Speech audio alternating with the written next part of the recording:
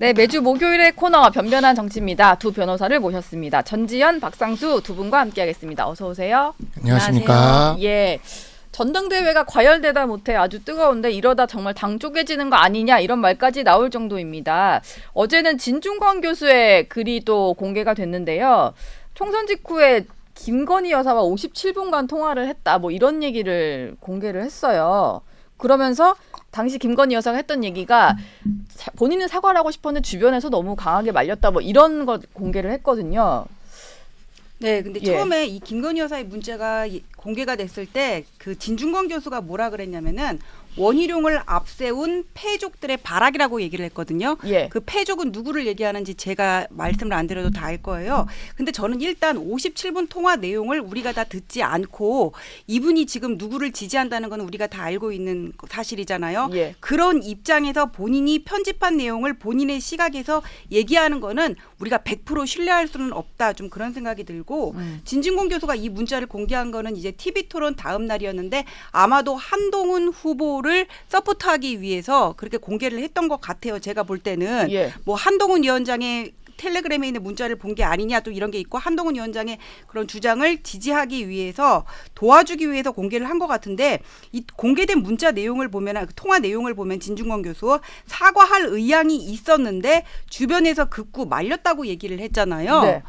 그러면 사과할 의향이 있었다는 거는 맞는 얘기잖아요. 이걸 언제 시점을 얘기하는 건지를 모르겠는데 통화한 시점은 총선 이후라고 하지만 이 여사가 말하는 사과할 의향이 있었다는 시점이 언젠지는 정확하진 모르겠는데 네. 일단 사과할 의향이 있었다는 건 맞잖아요.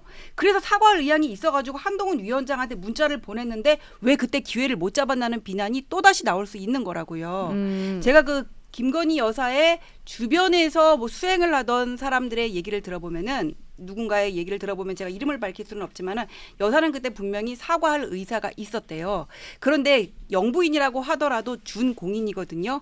그렇기 때문에 본인의 판단으로 모든 거를 결정하고 독단적으로 행동할 수가 없는 상황이어서 네. 그래서 이러한 문제 때문에 한동훈 위원장한테 의논차 문자를 드렸는데 한동훈 위원장은 그걸 씻고 기회를 날린 거예요. 그리고 그 진중권 교수가 지금 이런 통화 녹취록을 공개하는 게 별로 캠프에도 도움은 안 된다고 생각합니다. 도움은 안 된다라고 말씀을 주셨는데 어떻습니까? 이게 지금 이렇게 본인이 이제 사적으로 통화한 내용까지 공개한 것은 어떤 의도가 좀 있어 보이긴 하는데요. 그 뭐 사실 지금 전당대회가 온갖 색깔론으로 지금 점철되고 있는 상황에서 네. 네, 정의당 당원이기도 했던 진중권 교수의 증언이 한동훈 캠프에 뭐 그렇게 썩 도움이 될 거라고 보기는 힘든 거는 맞습니다. 맞는데 사실 이거 제가 처음 이 문자가 나올 때부터 제가 얘기를 했어요. TV조선의 단독 뉴스가 나온 다음 날 네. 동아일보에서 또 단독 뉴스가 나옵니다. 예. 동아일보에서 나온 단독 뉴스가 뭐냐면 여사가 그때 주변 사람들에게 사과하지 않겠다라는 뜻을 텔레그램 메시지로 보냈다라는 단독 뉴스가 나오거든요. 그래서 제가 이번 주 월요일에 그 TV조선의 프로에 출연했을 때 거기서 전문 공개를 제 눈앞에서 갑자기 하더라고요. 네. 그러니까 그때 제가 분명히 그랬어요.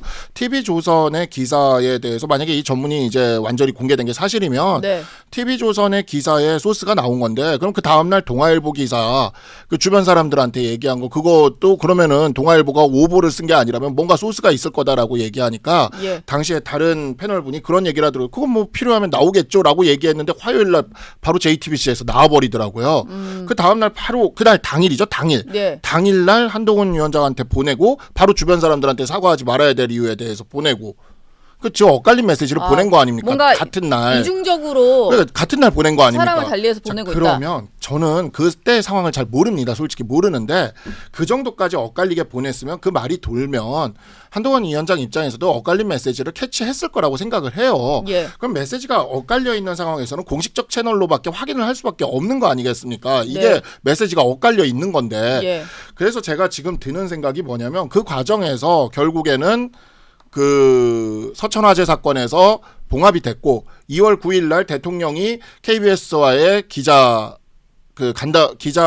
인터뷰였죠. 인터뷰에서 어느 정도의 사과의 의사라 하기보다는 어쨌든 그 적절하지 못했다는 표현을 했지 않습니까? 네. 저는 그 과정이 다 뭔가 있었다라고 생각을 해요. 예. 이걸 종합적으로 보지 않은 상태에서 그저 지금 문자를 공개를 하면서 이 시점에 전당대회에서 한동훈 위원장한테 이렇게 매도를 하려고 하는 이 측의 이 일군의 사람들 이 사람들이 친윤이라고 얘기하는데 저는 이 사람들 친윤 아니라고 봅니다. 예. 이 문자 공개와 지금 진중권 교수의 이와 같은 증언까지 나오면서 네. 사실상 대통령과 여사가 굉장히 위험해지는 상황으로 가고 있어요. 음. 그러면 이 사람들은 도대체 무슨 이유로 이것을 공개하고 이렇게 끊임없이 계속 덮어씌우고 진중권 교수에 대해서도 사실 지금 진중권 교수가 지금 튀어나온 게 진중권 교수가 한동훈 위원장한테 본 거 아니냐라고 계속 밀어붙이지 않았습니까? 네. 그래서 갑자기 튀어나와서 정말 저도 깜짝 놀랐는데 여사한테 직접 봤다 뭐 이런 지금 전화 통화를 했다 뭐 이런 얘기를 하고 있으니까 이게 무슨 소리야 하는 생각이 지금 들지 않습니까? 예. 그러니까 대통령과 여사를 위기에 빠뜨리고 있습니다. 저는 그래서 이 오히려. 사람들이 네. 친윤이 아니라 어제 제가 다른 방송에서 얘기했지만 이 사람들은 친윤이에요. 윤을 그냥 칭해서 자신들의 이익을 지금 얻기 위해서 뭔가를 하고 있는 겁니다. 예, 이런 분 친윤입니다. 친윤. 그러니까 네. 이런 분들이 계속해서 이렇게 나서는 이 상황이 오히려 우리 정부를 우리 당을 위태롭게 만든다고 저는 생각합니다. 근데 저는 이제 그 문자에 대해서 해석의 여지도 있고 사실 그 문자를 보낸 거 외에 주변 상황을 보면 사과 의지가 없는데 이런 문자를 왜 보냈을까라고 해서 답을 하지 않고 답을 했을 때 벌어질 논란까지 염두에 두고 답을 하지 않았다. 이게 지금 설명이잖아요. 근데 정말 네네. 궁금한 것은 사과 의지가 없어 보이는 걸 주변을 통해 확인을 했다면 당사자에게도 물어볼 수 있지 않았을까라는 생각은 좀 들어요. 그건 그러니까 아닐까요? 당사자는 대통령이죠. 당사자는- 국정의 당사자는 지금 대통령이 어쨌든 결정을 해야 되는 거지 않습니까? 예. 그러니까 대통령에게 공식적으로 얘기를 하고 대통령에게 지금 한동훈 위원장이 얘기하는 건 대통령이 사과하지 않겠다는 뜻을 전달받았고 나는 아. 그것 때문에 사퇴 요구까지 받았다라고 얘기하고 있지 않습니까? 예. 그런데 거기에 대해서 김건희 여사가 어쨌든 사과하겠다 그랬어요. 근데 그게 메시지가 하나의 메시지였으면 저는 그에 대해서 반응하는 게 맞다고 생각을 해요. 근데 네. 지금 JTBC 보도에서 나오는 거 보면 그러니까 동아일보 기사가 저는 그게 동아일보 기사가 진짜 의문이었거든요. 이건 왜 이 기사가 하루 차이를 두고 터졌을까? 근데 동아일보 기사가 팩트에 근거했다라는 것을 사실상 지금 JTBC에서 확인을 해주듯이 터뜨린 거 아닙니까? 주변에 다른 당일날- 논리에 그걸 예, 보냈다. 당일날 그렇게 엇갈린 메시지를 보내면 이에 대해서 반응한다는 것 자체가 굉장히 위험해지죠. 자, 일단 대통령과 영부인을 위험에 빠뜨린 거는 지금 친윤 그룹이 누구를 얘기하는지는 대충 알 것 같은데 거기가 아니라 한동훈 후보라고 저는 생각을 해요. 네. TV 토론에서 뭐라 그랬냐면 여사는 사과할 의사가 없었다고 얘기를 했어요. 대놓고 여사가 이중 플레이를 한다고 얘기를 한 거란 말이에요. 네. 그다음에 문자를 다 공개해지면은 위험해진다고 얘기를 했어요. 이것도 저는 상당히 위험한 발언이라고 생각을 하거든요. 네. 박근혜 전 대통령의 탄핵은 세월호 7시간과 관련된 말도 안 되는 루머가 전 처음에 도화선이 됐다고 생각을 하는데 그거를 후보 토론회에서 당당히 밝혔다는 건 상당히 위험하다고 얘기를 하고 네. 동아일보 기사를 가지고 여사가 다른 목소리가 나갔다 이렇게 얘기를 하는데 동아일보 기사는 기사고요. 여사로부터 직접 받은 거였거든요. 그 여사가 얘기에도 그런 게 나와요. 내가 사과를 했을 때 어떤 파장이 있을지도 몰라서 고민한다는 얘기는 한동훈 위원장한테 보냈다는 메시지에도 계속 나오는데요. 네. 근데 그런 얘기들을 친윤그룹이나 지금 말씀하시는 친윤그룹이나 대통령 참모들 그때 대통령실의 입장에서 보면은 그런 얘기를 여사한테 계속 했을 것 같아. 그럼 말하는 와중에서 그럴 수도 있겠네요. 내가 만약에 사과를 발표를 하면은 그런 일이 있을 수도 있겠네요. 이렇게 호응한 거를 가지고 내가 사과 의사가 없었다고 적극적으로 텔레그램을 보냈다는 건지는 그거는 문자 전문가 아니면 문자를 명확하게 그 내용을 봐야지 이렇게 보도 내용만 가지고는 우리가 단정할 수 없다. 그렇게 얘기를 할 수가 있고 네. 그다음에 대통령과 직접 소통을 했어야 된다. 이거에 대해서는 어제 그 허민 문화일보 논설위원이 뉴스탑10에서 얘기를 하셨는데 사실 한동훈 위원장과 대통령과의 문제는 1월 초부터 있었대요. 비대위에서 특검이라든지 사과 얘기가 나오니까 대통령이 먼저 전화를 걸었더니 한동훈 위원장이 나한테 왜 이러십니까? 내가 어쩌라는 말입니까? 이렇게 강하게 반응을 했다는 예. 건데 제가 느끼기에 그냥 개인적으로 느끼기에는 단순히 김건희 여사 특검뿐만 아니라 한동훈 위원장과 그 윤석열 대통령 간에 그 전에 아니면 그 시점에 뭔가 또 하나 갈등 지점이 있었을까 그런 생각이 들고 네. 그러고 나서 대통령이 두 번째로 먼저 전화를 한 거는 여사가 몇 번 문자를 보내고 일십을 당하고 나서 얘기를 하니까는 진짜 시쳇말로 그 허민 논설위원의 말에 따르면 꼭지가 돌아서 그때 또 전화를 했다는 거고 그 다음에 이제 서천 화재 현장이 벌어졌다는 거거든요. 네. 그렇게 보면은 저는 이거를 어떤 미래 권력과 현재 권력의 충돌, 신경전 이걸로 볼 수가 있어요. 이런 것들이 반복되다 보니까 한동훈 위원장의 그 토론회에서 제가 본 성격은 그 제 느낌이에요. 공격당하는 걸 싫어하고 지지기를 그러니까 지는 거를 못 참는 네. 그런 좀 강한 성격으로 봤거든요. 그 제 개인적인 생각은 그런 어떤 성정이 이런 여사와의 일심 문자 그 우리가 19일부터 25일까 15일부터 25일까지 문자를 통해서도 드러나는 게 아닐까. 충분히 여사한테 의지를 확인하고 뭔가 자기가 기회에 그거를 잡을 수 있었음에도 불구하고 어떤 그런 신경전의 연속선 상에서 걷어쳤다는 느낌이 들고 그리고 한동훈 캠프의 어떤 정무적 대응에도 이해가 안 가는 부분이 있는 게 뭐냐면은 네. 처음에 문자 터정이 터졌을 때 나는 공식적으로는 사과 요청, 공식적 공개적으로는 사과 요청을 했다 그랬고 여사는 사과를 하겠다는 의사가 아니라 그랬었거든요. 예. 아 여사의 취지는 사과를 하겠다는 게 아니었다. 사과를 한다는 말은 있었지만은 못 하겠다는 거였다. 네. 그렇게 얘기를 할 했는데 수 없는 이유를 네, 이유를 말했다. 줬다고 했는데 나중에는 사과 의사 없었다 이렇게 얘기를 했거든요. 저는 이게 분명히 뉘앙스의 차이가 있다고 보는데 처음부터 뒷 얘기를 했으면 모르겠는데 왜 중간에서 이렇게 바뀌었는지가 이해가 안 가요. 자, 저는 요거를 좀 말씀드리고 네. 싶어요. 저는 그때 선거를 뛰었던 입장에서 결과적으로 서천화제와 2월 9일 대통령 사과 이것이 선거에 영향을 하나도 안 줬어요. 영향 하나도 안 줬어요. 네. 오히려 우리 지지율 올라갔어요. 그때 서천화제 때 봉합되고 올라갔거든요. 예. 자, 그러면 그 안에서 무슨 일이 있었는지 모릅니다. 우리가 흔히 하는 얘기가 있어요. 햄버거가 맛있다고 햄버거 만드는 과정을 볼 필요는 없거든요. 저는 햄버거 만드는 과정을 볼 필요가 보고 싶지도 않아요. 네. 우리 지지자들도 우리 당원들도 똑같이 느낄 거라고 생각을 합니다. 근데 이 전당대회 시점에 재구성되고 편집돼서 자신들에게 유리한 문자만 싹 공개를 한 겁니다. 그래서 그 정치적 효과만을 누리려고 한 거예요. 예. 그에 대해서 그 정치적 효과로서 타격을 입을 사람이 어느 정도 방어를 하고 나서는 것을 지기 싫어한다, 공격적이다 이렇게 비판하는 것은 네. 먼저 이거를 폭로하고 나온 사람들이 할 얘기는 아닌 거죠. 그리고 이걸 폭로하고 나온 사람들이 이 햄버거를 만드는 과정을 보여줌으로써 그 주방을 다 내놓고 보여줌으로써 그로 인해서 그 주방에서 책임져야 되는 사람들에게 그 책임과 부담을 다 떠넘긴 겁니다. 예. 이건 진짜 잘못하는 일이고 이건 대통령을 모시는 사람이 해서는 안 될 일을 한 거고 이 당의 여당으로서 존재할 사람들이 해서는 안 될 일을 한 겁니다. 왜 예. 지금 이 시점에 이걸 했는지 저는 모르겠다는 생각이 듭니다. 문자 가지고는 또 이렇게 뭐 의견이 분분한 것 같아요. 근데 또 한 가지 그 외부에서 한동훈 후보를 향해서 제기된 의혹이 있는데 장해찬 전 국민의힘 청년 최고위원이 거의 저격수로 나선 것 같아요. 법무부 장관 시절에 여론조성팀을 꾸려서 뭐 운영을 했다 뭐 이런 얘기인데 뭐 콘텐츠를 작성하고 배포하는 일을 뭐 도왔다? 뭐 본인도 여기에 대해 좀 잘 안다 뭐 이런 얘기였어요. 아 이거는 제가 거기에 없었고 처음 듣는 얘기였기 때문에 뭐라고 말씀드릴 수가 없어요. 장해찬 씨를 불러가지고 물어봐야 될 것 같은데 네. 근데 그 사람은 장해찬 씨는 지금 여기에 어떤 전당대회 정치 생명을 건 것 같거든요. 그래서 전혀 근거 없는 말을 할까 그런 생각도 드는데 또 제가 경험이 많은 정치부를 오래 취재하신 분들의 얘기를 들어보면은 믿을 수 없다고 또 이렇게 얘기를 하세요. 믿을 수 없다. 예, 근데 사실 어떤 이게 한동훈 장관이 법무부 장관 시절부터 인기가 많았던 거는 맞거든요. 네. 이렇게 되받아치는 언변이라든지 그런 스타성에 많은 사람들이 있었고 팬들이 붙었던 거는 맞아요. 네. 근데 사실 이거를 자발적이라고 생각을 하지 법무부 장관이 본인이 개입을 해가지고는 여론조성 팀을 저는 만들기는 어렵다고 생각을 하고 네. 하는데 다만 장해찬 씨의 말을 100% 거짓말이라고 또 우리가 단정할 수는 없는 거잖아요.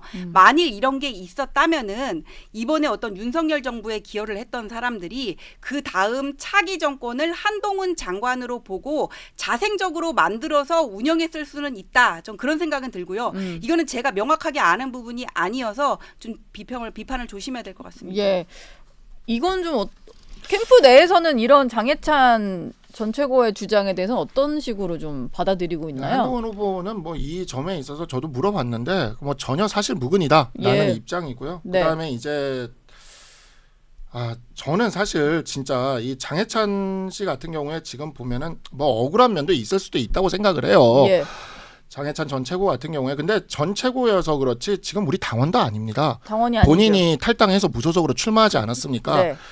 우리 당원 당규에 보면은 당원이 아닌 사람은 이 전당대회에 선거 운동을 하거나 개입할 수 없도록 돼 있어요. 예. 그러니까 당원이 아닌 분이 지금 이런 식으로 적극적으로 나서는 것도 상당히 좀 적절하지 않다는 생각이 들고 네. 글쎄 저도 그냥 개인적으로 전지현 변호사님이랑 어느 정도 좀 비슷한 생각인 것이 네. 사실 이 팬덤 문화라는 것이 저는 정치권의 팬덤 문화가 생기는 게 그렇게 바람직하다고 생각하지는 않습니다. 근데 다만 민주당이 지금 팬덤 문화를 굉장히 노사모 때부터 시작해서 정치에 아주 강력한 무기로 쓰고 있어요. 예. 우리 당이 얼마나 그 민주당의 팬덤 문화에 많이 속수무책으로 무너졌습니까?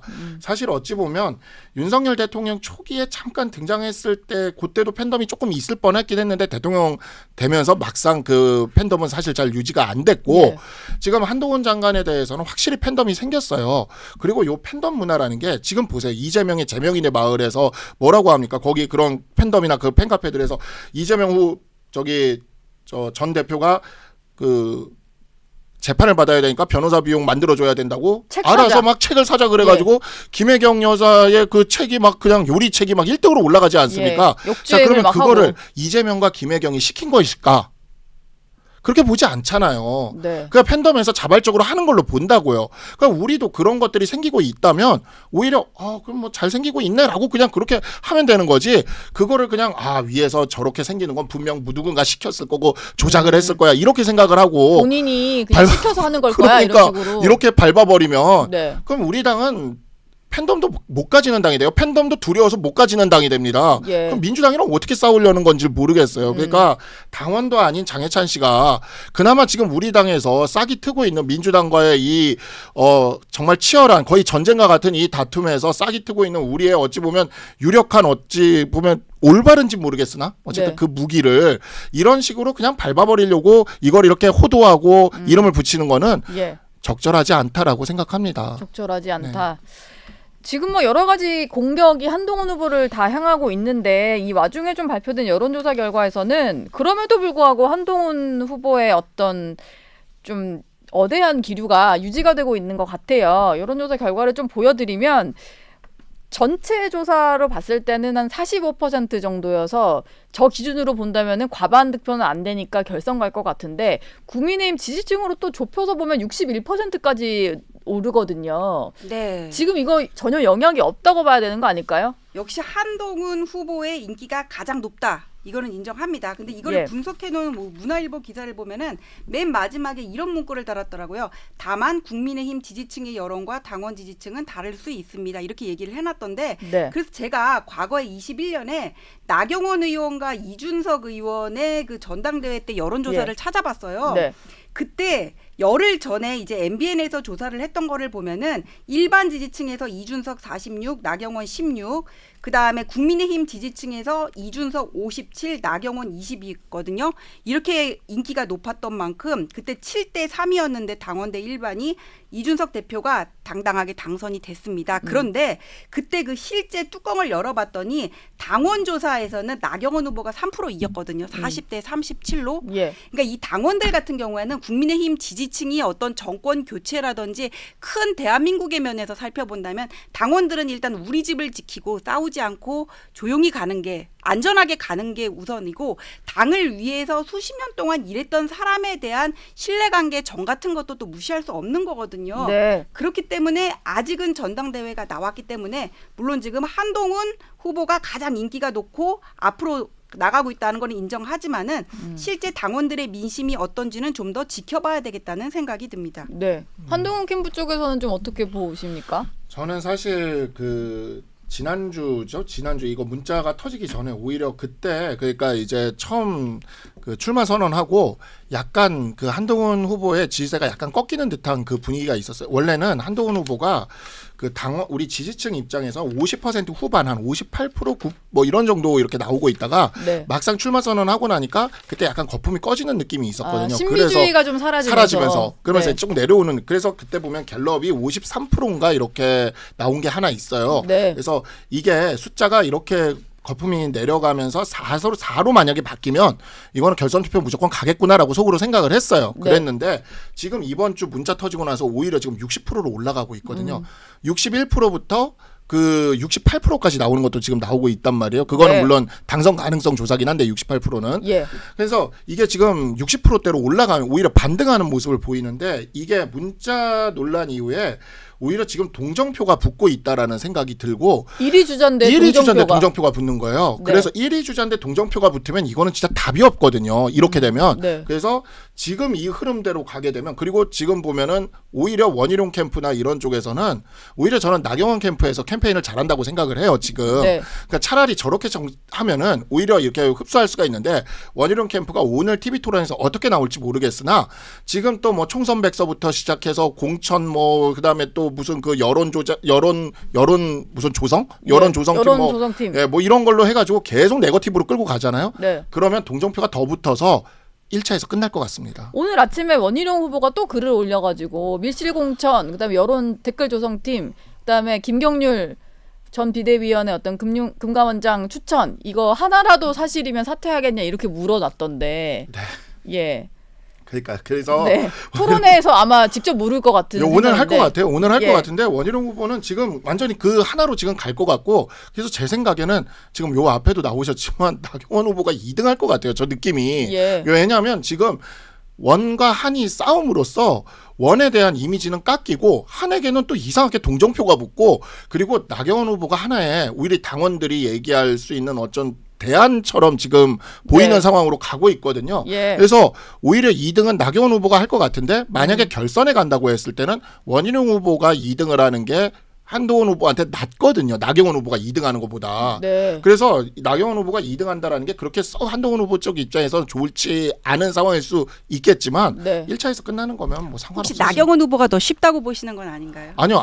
결선 가면 나경원 후보가 낫죠. 더 어렵다? 예, 이런 거예요? 왜 그러냐면 결선 갔을 때 나경원 후보의 표는 원희룡 후보한테 다 안 갈 수 있습니다. 왜냐하면 애매한 위치에 있는 분들이 나경원 후보를 지지를 하거든요. 근데 네. 나경원 후보가 현재 확장성이 좀 더 나와서 그게 양자 대결 조사에서 벌써 나오고 있거든요. 네. 나경원 후보가 결선을 가면 원희룡 후보 표는 나경원 후보한테 다 갈 거예요. 아. 그래서 이게 사실은 나경원 후보가 결선을 간다면 2등을 하는 게 별로 안 좋다고 저는 보는데 지금 이 상황은 원희룡 후보가 계속 네거티브로 가는 상황에서 네. 오히려 동정표가 이쪽에 붙는 바람에 예. 그러니까 저는 이제 한동훈 후보가 1차 토론에서 그건 잘못했다고 봐요. 나경원 후보랑 윤석열 후보 공격한 건 잘못했다고 봅니다. 거기까지 공격할 필요는 없어요. 네. 이게 정말 예. 그렇게까지 할 필요는 없었던 것 같은데 네. 근데 이게 그 현재 이런 동정표까지 붙고 계속 이렇게 올라가는 상황으로 계속 이 기조가 간다. 지금 9일밖에 안 남았거든요. 예.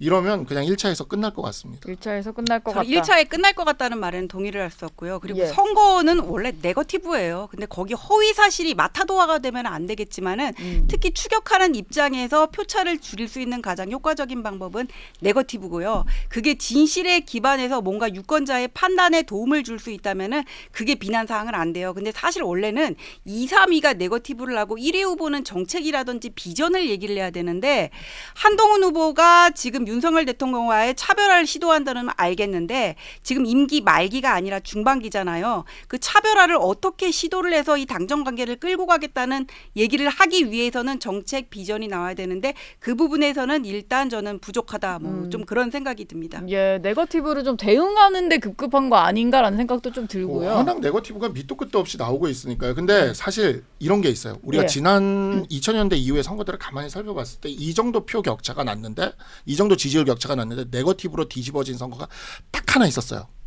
언제죠? 서울시 교육감 선거 때 교육감 고승덕 선거. 후보. 네. 고승덕 후보 마지막 그것 기억나시는지 모르겠지만 예. 미안하다 뭐 이거. 네, 미안하다. 예. 그때 처음 유일하게 뒤집어졌거든요. 근데 그거는 정말 밖에서 어찌 보면 이렇게 당내에서 나온 게 아니라 밖에서 나오는 외연적인 어떤 변수로 인한 네거티브였는데 그것 빼고는 이렇게 마지막에 격차가 나는 상황에서 네거티브로 일관하다가 선거를 뒤집은 케이스는 없습니다. 예. 제가 생각하기엔 오히려 원희룡 후보가 나경원 후보한테 따라잡힐 것 같다고는 생각이 근데 강합니다. 저 고승덕 네. 교육감 같은 경우에는 그때 어떤 개인적인 사안이었고요. 이거는 문자라든지 지금 공천 얘기가 나오는 거는 공적인 사안이거든요. 총선 패배의 결과하고도 연결이 될 수 있는 그렇게 생각을 하기 때문에 고승덕 그 교육감의 사례하고는 조금 다르다는 생각이 들고 네. 그다음에 원희룡 후보가 어제 정치 시그널에 나와가지고 나와가지고 뭐 그런 얘기 하셨잖아요. 공천에 관한 얘기. 예. 사실 제가 밀실에서 거기 이루어졌다. 예, 근데 네. 그것과 관련해 가지고는 사실 그 비례대표 명단과 관련해서는 여러 가지 말이 있었던 거는 맞아요. 원래 비례라는 거는 어떤 지역 안배도 돼야 되고 당을 위해 헌신한 사람에 대한 뭔가 배려도 있어야 되고 그런데 그게 지켜지지 않고 이 사람은 누구야 하는 사람들이 있었고 나중에 또 이게 번복이 되기도 했단 말이에요. 네. 근데 국민의 미래가 당시에 있었고 공천관리위원회가 있었단 말이에요. 거기서 심사를 해가지고 돼야 되는데 거기에 있는 사람들이 아닌 다른 사람들이 개입이 돼가지고 정말 이게 비례 명단 작성에 개입을 했다면은 이거는 정말 문제가 있는 거거든요. 만약에 대통령이라면은 비선 얘기가 나올 수도 있는 부분이에요. 근데 원희룡 후보가 아무런 근거 없이 이런 얘기를 했다면은 거기에 대한 법적 책임은 저는 져야 된다고 보는데 원희룡 후보라든지 한동훈 후보하고 어떤 성정이 비슷한 게 있는 게 뭐냐면은 두 분 다 좀 거짓말을 못하고 직진하는 스타일인 것 같아요. 네. 그래가지고 없는 말을 하진 않을 것이다. 그런 생각이 들거든요. 똑같은 이게 검사 출신이었고 엘리트 코스를 밟아와서 그런지는 모르겠는데 그런 점이 있어가지고는 이게 판이 뭔가 한 번 더 뒤바뀔 수 있는 그런 변곡점이 또 생길 수가 있는데 저는 그게 이 부분이라고 봐요. 네. 이거를 어느 정도 진짜 그 사람의 이름까지 공개를 하고 어느 정도 밝혀야 될지는 그 안에서 판단할 일인데 그냥 이렇게 툭 던져놓고는 도망가면은 진짜 앞으로 원희룡 후보의 정치 인생은 저는 장담할 수 예. 없는 부분이라고 보거든요. 네. 그래서 여기에 대해서 그렇게 적극적으로 나와가지고는 페북에다 게재를 하고 시그널에도 나와서 얘기를 한 정도면 여기 대해서 앞으로 뭔가 입장이 나올 것이다. 근데 이게 어디까지 밝혀질지는 그 원희룡 후보의 정무적인 판단에 달려 있고 한 번 더 판이 바뀔 수 있는 어떤 변곡점이 될 수 있을 거라고 예. 봅니다. 네, 그냥 딱 원희룡- 던져놓고 도망가지 말아야 된다. 이런 그렇죠. 말씀이셨어요. 예, 근데 원희룡 예. 후보 그 전현 변호사님도 변호사지만 말이 바뀌어요 지금. 그렇지 않아요? 나는 이거 이렇게 말이 바뀌면 진술 일관성이 지금 없는 거거든요. 가족 얘기를 했다가 가족 처음에 얘기를 좀 가족 들어가고. 얘기를 했다가 가족 얘기를 했어요. 인척이라는 표현을 정확히 썼어요. 인척. 네. 근데 그거를 토론회에서 인척 누구냐라고 세게 밀어붙이니까 대답을 못해요. 네. 원희룡 후보는 저는 그 법을 알고 있을 거라고 생각을 합니다. 우리가 당내 전당대회면 이게 형사처벌 조항이 아예 없을 거라고들 착각을 하고들 있는데 네. 정당법 52조에 보면은요. 당내 전당대회, 당 대표 등의 선거에서 낙선을 목적으로 허위 사실을 유포할 때 허위 사실 유포죄로 형사처벌 조항이 있습니다. 정당법 공직선거법이 52조예요? 아니라 정당법 52조에 있습니다. 정당법 52조에 네. 있고 원희룡 후보도 율사기 때문에 정확히 알 거라고 생각해요. 네. 그래서 그 TV 토론장에서 인척 누구냐라고 물었을 때 인척에 대해 답변을 누군지도 조차도 얘기를 안 하죠. 그리고 제가 되게 재밌었던 게 뭐냐면 어제 여기 정치 시간을 나와서 네. 인척 얘기가 쏙 들어갔어요. 그다음에 주변 측근 얘기로 나와요. 주변 측근과 검찰. 검찰. 그러니까 예. 인척은 이제 안 들어가요. 그럼 인척 얘기는 적어도 인척은 허위였다는 거죠. 인척은 그러니까 어렵다. 이거는 정말 네. 아니면 인척을 얘기를 하면 아, 돼요. 예. 본인이 예. 좀 밝히셔야 될 것 같아요. 인척을 얘기를 하면 되는 거죠. 근데 네. 인척은 허위였다는 거죠. 그러니까 정말 이게 뭐냐면 그런 식으로 진술을 그렇게 바꾸면은 안 되죠. 예. 그럼 나중에 대충 이렇게 뭉개가지고 그렇게 하려고 하는 게 아니오면 정치인이 그것도 이렇게 중요한 전당대회에서 그 다음에 당락을 좌우할 수 있는 어떤 이야기를 던지면서 네. 근거조차 밝히지 못하고 그냥 말도 안 하고는 이렇게 하고 그 다음에 상대가 없는 곳에서 툭 던지고 또 빠지고 오늘 TV 토론에서도 또 그러면은 또 침묵할 건지 그러니까 정말이지 이런 식으로 그만했으면 좋겠습니다. 예. 저도 이 그릇에 담겨 있는 사람이거든요. 네. 전당대회를 그릇을 깨먹으려고 하는 게 아니면 이 그릇에 담겨 있는 사람들 생각도 좀 하면서 네. 지금 보면은 공격이 모든 시작이 문자도 그렇고 이 비례공천도 그렇고 모든 스타트가 원희룡 후보에서 시작을 하고 있습니다. 지금 예. 이거를 생각을 해야 확실해요? 됩니다. 그거는 근거가 있는 얘기예요. 어떤? 원희룡 후보가 문자 시작을 했다는 거를 문자 공격 문자는 스타트? 모르죠. 문자는 솔직히 모르죠. 네. 문자는 누가 했는지 지금 모르는데 근데 소위 지금 이거를 끌고 나가는 세력이 있어 보이는 건 맞죠. 이슈를 끌고 나가는 세력이 아무래도 원희룡 후보 쪽일 것이다. 뭐 이런 주장이신 거죠. 그렇죠. 그쪽이 확실하다고 얘기할 수는 없죠. 네. 독립된 존재일 수도 있고. 예. 네. 알겠습니다. 다음 주에 모시면 또 어떤 이슈로 이렇게 좀 싸움이 벌어져 있을지 궁금한데 오늘 얘기는 여기서 마무리하겠습니다. 고맙습니다. 네, 고맙습니다. 감사합니다.